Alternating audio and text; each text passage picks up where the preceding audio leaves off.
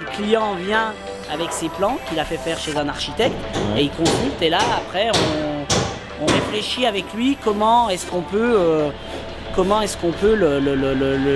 l'accompagner dans sa construction et dans sa réflexion et dans ses choix techniques.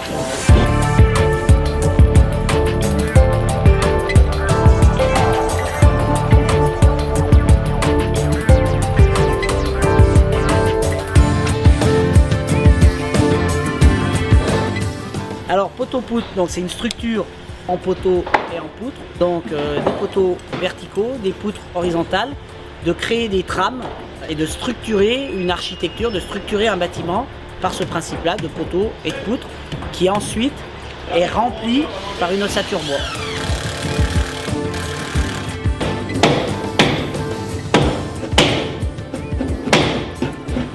Ce remplissage de murs en ossature bois, il est constitué donc de l'extérieur vers l'intérieur d'un triplis qui assure la partie contreventement. Ensuite, on a une structure Douglas qui apporte les montants intermédiaires, la structure, on va dire la structure primaire. C'est des 45-145. À l'intérieur de ces 45-145, on vient mettre un isolant.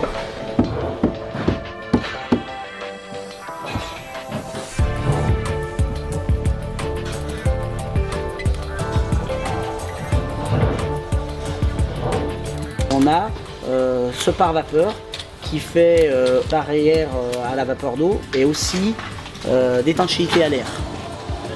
Donc tous les joints sont traités de manière assez méticuleuse avec donc un agrafage sur tous les montants, et ensuite tous les joints sont fixés, sont traités par un scotch approprié qui permet de rendre la surface parfaitement étanche à l'air.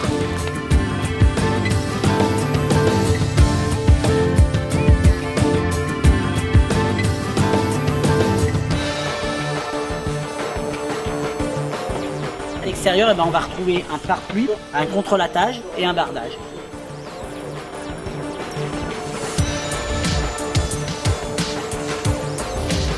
On fait une pose type sarking. C'est un mode constructif qu'on réalise de plus en plus par son intérêt thermique. On fixe d'abord la frise ou le revêtement qui donnera l'aspect fini depuis l'intérieur.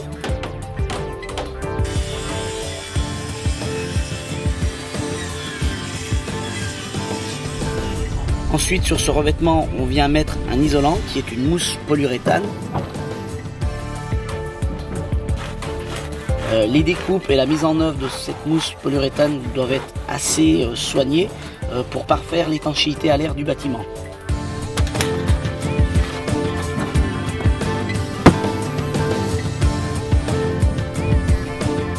Entre les plaques, on colle un adhésif polymérisant similaire à celui utilisé pour le pare-vapeur. On tend ensuite sur cette mousse polyuréthane un pare-pluie et on visse les chevrons avec des vis spéciales à double filetage pour prendre l'isolant en sandwich.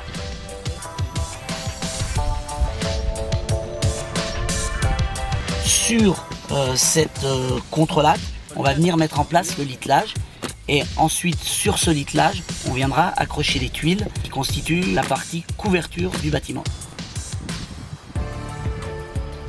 Ce qu'on voit actuellement en termes d'avancement, ça a commencé il y a 2 semaines.